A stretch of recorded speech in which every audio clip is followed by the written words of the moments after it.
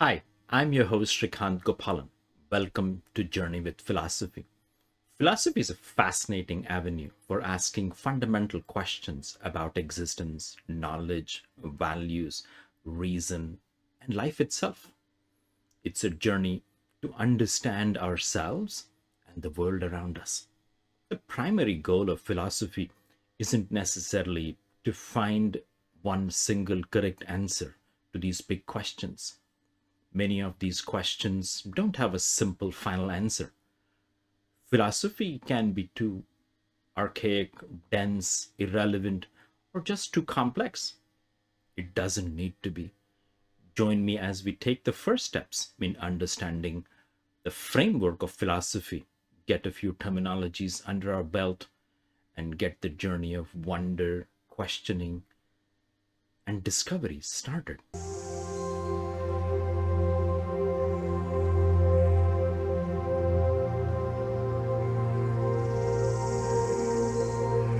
Let's begin our journey with the etymology of the word philosophy. The word itself comes from two Greek words, philo meaning love and sophia meaning wisdom. Philosophy literally means the love of wisdom. The earliest philosophers weren't seen as wise geniuses who had all the answers. Instead, they were pursuers of wisdom.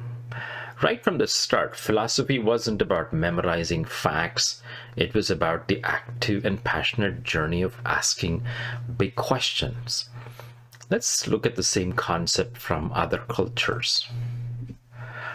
Persian, the word shanakt, and it means knowledge, insight, or recognition. It's interesting because this word also appears in modern day Hindi, where shanakt means to identify. So you can clearly see the connection between gaining knowledge about something and being able to identify it. In Chinese, the word for philosophy, pronounced as shui shui, this term combines two characters, shui meaning wisdom and shui means study. Put them together, shui shui gives you a very clear and direct definition, the study of wisdom. In India, the traditional term for philosophy is darshana, derived from the ancient Sanskrit root drusha, which means to see or to experience.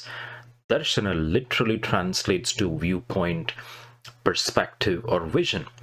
This beautifully frames philosophy not just as an act of thinking, but as a direct way of seeing or experiencing reality. Philosophy is considered as a mother of all sciences. A subject, until it matures as a science, tends to be seen as part of philosophy. Let's compare and contrast science, philosophy, and religion. Each one has a unique place in our society, but it's important to see that they have different goals and very different ways of getting there. How do they work? Science uses empirical method. This means it works through systematic observation, testing ideas or hypotheses with experiments and relying on measurement and verification. It's all about what you can prove and test. Philosophy uses rational inquiry, involves logic, reason, and clear arguments to explore ideas.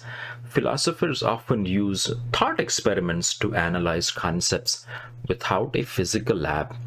It's all about thinking clearly and logically. Religion, on the other hand, relies on revelation and faith. It looks to sacred texts, traditions, and a deep faith in a higher reality to provide answers about life's meaning, morality, and our ultimate destiny. It's all about belief and divine truth. The big questions they ask. Science asks, how does the universe work? It wants to understand the mechanics of everything. Philosophy, on the other hand, asks, why are we here? What is truth? What is right versus wrong? It tackles the fundamental questions of existence and value. Religion seeks what is our ultimate purpose and our relationship to the divine, seeks to understand our place in a spiritual sense. So, what do they focus on? Science focuses on the physical and observable universe. It includes everything from subatomic particles to galaxies to how living things function. If you can measure it, science studies it. Philosophy targets abstract concepts, things like existence, knowledge, values, and reason. Religion explores the relationship between humanity and a sacred or divine reality. It looks at the ultimate meaning, morality, and purpose through lens of faith. So the kinds of answers each one provides. Science aims for an objective and verifiable answers, like theories and laws.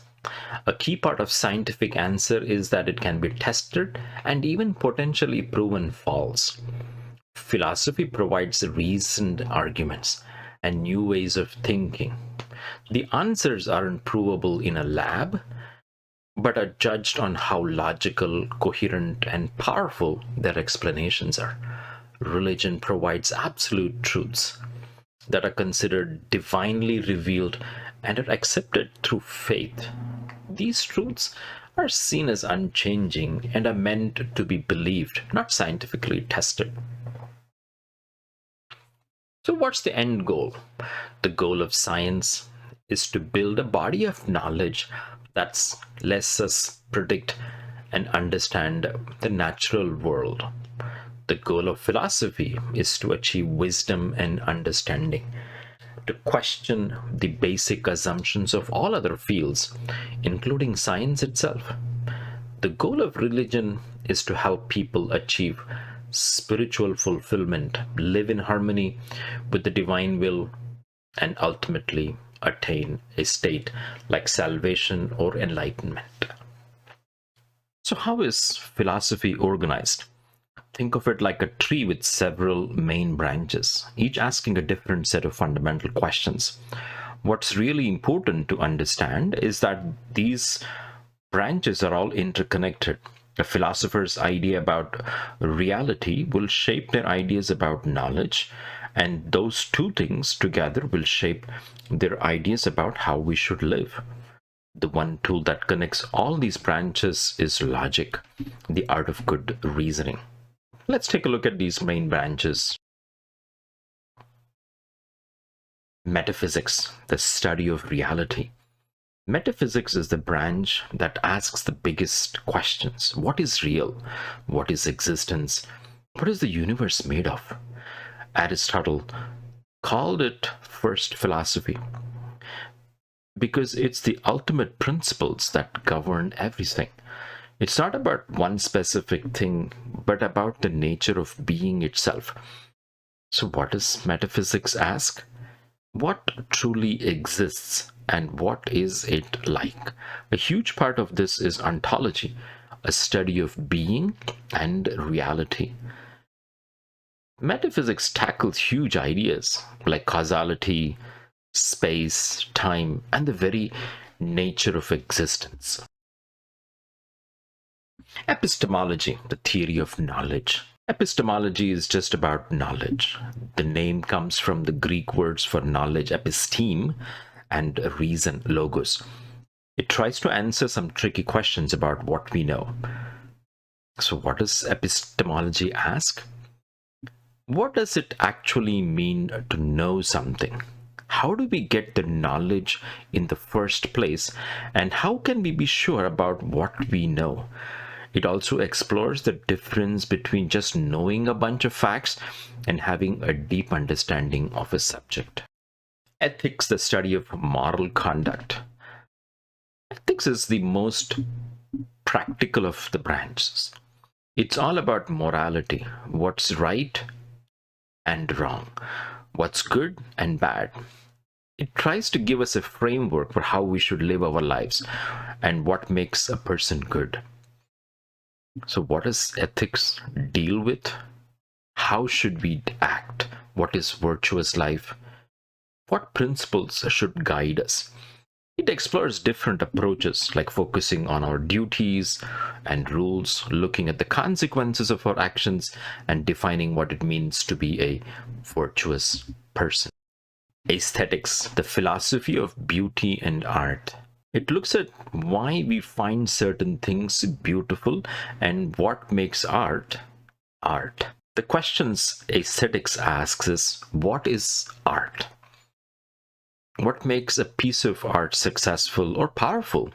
Is beauty an objective fact, or is it just in the eyes of the beholder?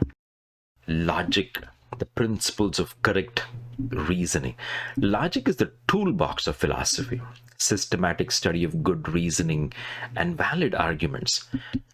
Essentially, logic teaches us how to tell the difference between a strong argument and a weak one by looking at its structure. Two parts to it. Formal logic is like the math of arguments. It uses symbols to check if an argument is structurally sound, regardless of the topic. Informal logic, on the other hand, focuses on arguments we use in everyday language. It's about critical thinking and spotting fallacies, common errors in reasoning. Political philosophy is a quest for a just society. Here we ask, how should we live together as a society? It deals with big ideas like justice, liberty, rights, and the government. Some of the key questions political philosophy asks is, what makes a society just? What rights and freedoms should a government protect? What do citizens owe their government? And when is it okay to challenge authority? So how does it all fit together? The most important takeaway is that these branches don't exist in a vacuum. They all depend on each other. A philosopher's ideas in one branch directly impact their ideas in another. A couple of examples. Imagine a philosopher believes that the only physical material world is real. That's a metaphysical view. This would likely lead them to believe that we can only gain knowledge through our physical senses. Epistemological view. This combination could then lead to an ethical system where good means maximizing physical pleasure and minimizing pain. Now let's take an opposite view. Imagine a philosopher believes in a non-material world of perfect ideas, like Plato did. This would mean they believe true knowledge is gained not through the senses, but through reason, epistemology. This would then lead to an ethical system where living a good life means trying to align your actions with those perfect non-physical ideals. So to really understand philosophy, one must appreciate how these branches are all woven together to create a complete and coherent worldview. When philosophers talk about reality, they don't all agree. There have been some huge long-running debates about what reality is actually made of. Let's look at a couple of biggest ones. The debate number one. How many things make up reality? Monism. Everything is just one thing. This is the idea that everything in the universe boils down to just one ultimate substance. For example, the ancient Greek philosopher Thales famously said that everything was ultimately made of water. Dualism, everything is two things. This is the view that reality is made of two fundamental principles that can't be reduced to each other. The most famous example is from Rene Descartes, who said reality is split between the mind, the thinking stuff, and body, the physical stuff. We also see this in the Sankhya school of Indian philosophy, which discusses how ultimate reality is made up of the duality of consciousness, Purusha, and matter, Prakriti. This usually splits up as matter and consciousness. Simply put, if it is perceptible by our senses and occupies space, it is matter. If it doesn't occupy space, no volume, not perceptible by our senses, it comes under consciousness.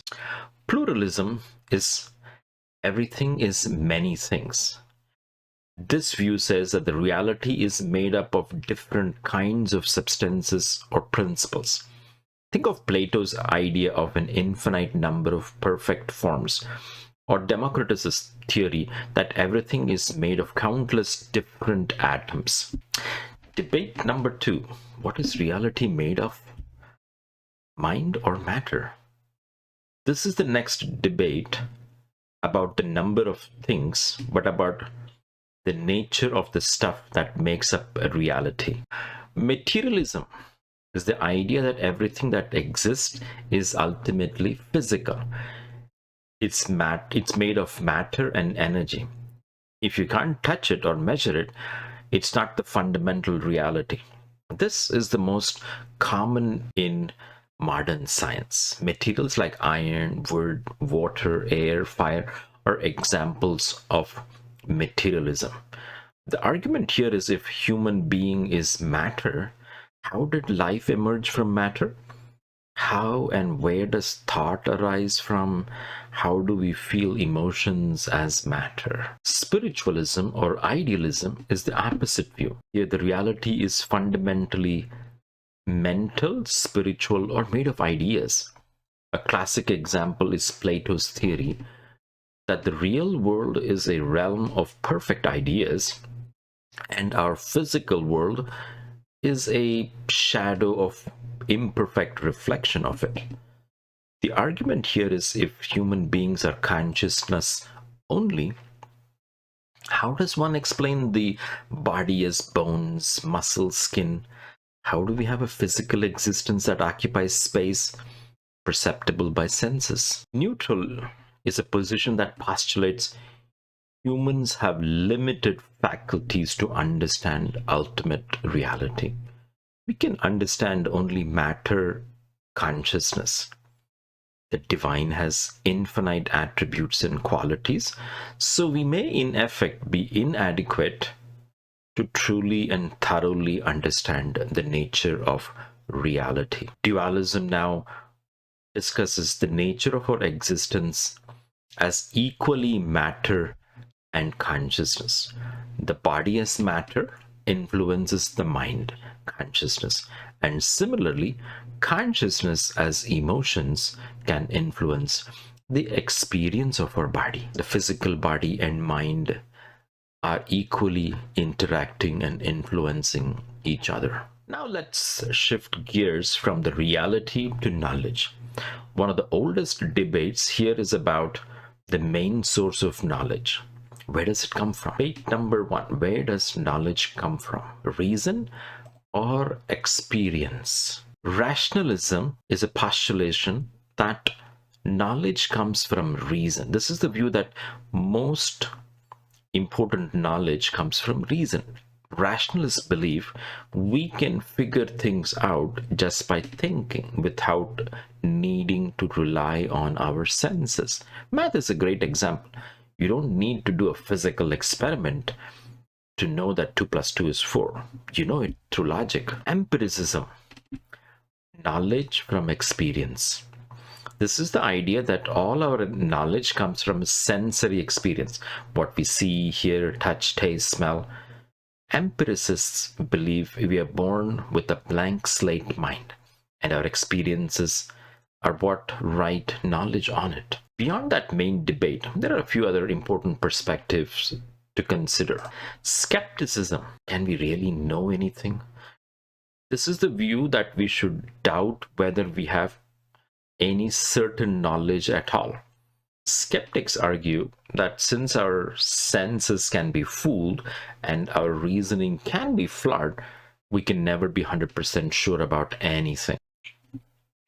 Agnosticism Some things are just unknowable. This is the position that things are simply unknowable. An agnostic would say that certain big questions like whether God exists are fundamentally beyond what human mind can answer. Stoicism, focus on what you can control. This is a practical philosophy for living a good life. The main idea here is to find happiness by using reason and accepting the things you can't change. It's all about building inner strength and resilience, focusing on what we can control and accepting what we cannot. Nihilism. Life has no built-in meaning. Here is a view that life has no inherent meaning, purpose, or intrinsic value. It suggests that our core beliefs about truth, morality, and knowledge have no real foundation. In this section, we bring together all these diverse classifications under a simple rendering. At the top level, we have the classification based on number of principles: monism, dualism, pluralism, and under each, we have further classification based on the nature of reality. I hope this content was beneficial to you. Thank you for watching this video. Please do like, share your comments, subscribe for more content like this.